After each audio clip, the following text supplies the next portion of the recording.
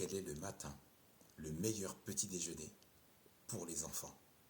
Sûrement pas les paquets de céréales bien colorés qui attirent l'attention, où il y est apposé des personnages Disney, Pat' Patrouille, La Reine des Neiges, My Hero Academia, pour donner envie aux enfants qui font des crises en magasin, en cas de refus du ou des parents.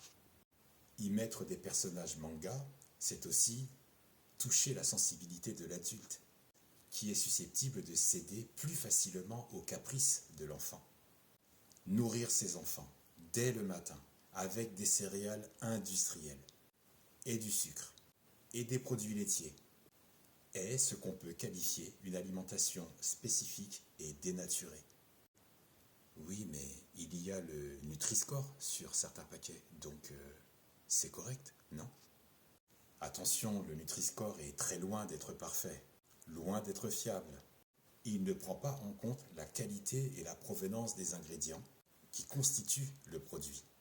Il ne prend pas en compte les éventuels additifs présents dans le paquet. Nutri-Score ne permet pas de reconnaître le mode de production associé au produit, et qui pourtant devrait l'être, car le mode de production a quand même un impact sérieux sur la qualité du produit, et aussi sur la santé des enfants. Exemple, Choca PIC, un produit très transformé, que le fabricant industriel avait mis autrefois 50 g de sucre pour 100 g de céréales. Il a ensuite réduit la dose pour mettre 20 g de sucre pour 100 g de céréales. Juste pour cette modification, ça lui a permis d'être classé A au Nutri-Score. Bien évidemment, ça fait jaser beaucoup d'autres, car il était dans la même classe que d'autres céréales qui ne contiennent pas de sucre. Et depuis, le projet, c'est de le faire passer de A à C, si ce n'est pas déjà fait. Ceux qui ont l'information, indiquez-le moi en commentaire, ça m'intéresse de savoir. Donc Nutri-Score, il faut mettre à jour l'indice en fonction du progrès des connaissances scientifiques et non pas en faire un usage purement marketing pour tromper et influencer les enfants sur les produits qu'on veut leur faire vendre avec des personnages Disney, des personnages manga ou des sportifs qui font appel, c'est de la stratégie. Est-il vrai que le petit déjeuner est le repas le plus important de la journée? C'est un slogan. C'est comme manger 5 à 6 fruits et légumes par jour. Est-ce que toi, tu y arrives? Le repas le plus important de la journée? Beaucoup de personnes attribuent cette affirmation comme de la sagesse ou de l'expérience de vie des anciens. Mais ce n'est qu'une phrase publicitaire injectée dans le mental des consommateurs qui ont envie d'y croire ou qui ont besoin d'y croire. C'est croire à un slogan inventé par la marque Kellogg's en 1917. Le repas le plus important de la journée. Ça vient d'un médecin, Monsieur Kellogg, qui était en relation avec une diététicienne, Lena F. Cooper. C'est elle qui a inventé ce slogan. Le petit déjeuner, c'est le meilleur repas de votre journée. Ça sonne bien, c'est accrocheur et c'est facile à retenir. Très efficace puisque c'est entré facilement dans la tête des gens. Comme le refrain d'une chanson que tu préfères. Pour accentuer l'accroche, Lena F. Cooper l'a ensuite écrit dans des magazines de santé américains comme Good Health, très réputé à l'époque et soutenu par des millions de lecteurs.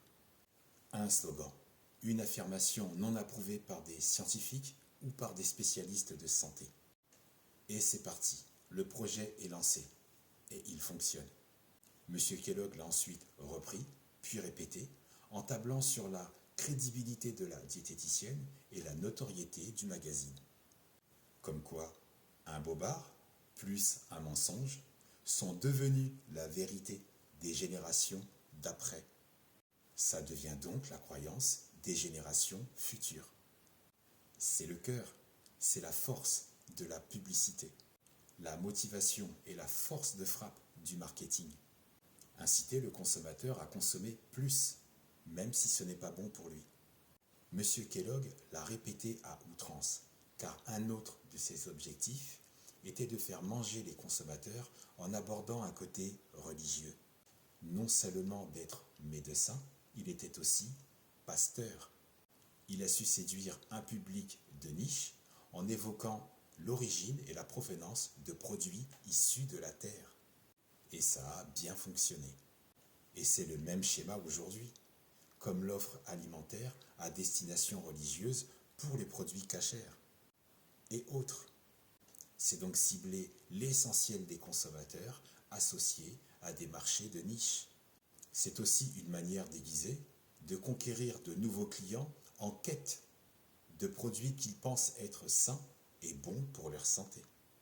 Et ça a séduit le public, puisque sont nés les Kellogg's Cornflakes du célèbre petit déjeuner.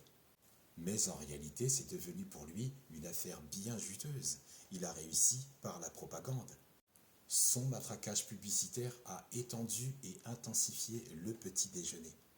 Car c'est un processus pour inciter les populations à consommer leurs produits en s'associant avec l'industrie agroalimentaire. Et son taf, c'est de nous inciter à consommer leurs produits. Parce qu'elle n'est pas spécialement intéressée par ta santé. Elle ne travaille pas pour le bien-être de l'humanité, mais plutôt pour ses bénéfices et ses intérêts financiers. L'industrie agroalimentaire use d'astuces et de stratégies pour que tu consommes davantage. Mais qu'y a-t-il de si interrogeant dans la composition des céréales industrielles et surtout pour la santé de nos enfants? Elles ont tout un point commun. On peut y trouver dedans tous les additifs cosmétiques, des sirops de glucose, des agents de texture, des graisses hydrogénées, des colorants, des fibres ultra transformées, des modificateurs de goût, des arômes de synthèse artificielle, du sucre, des matières grasses, mais aussi des protéines.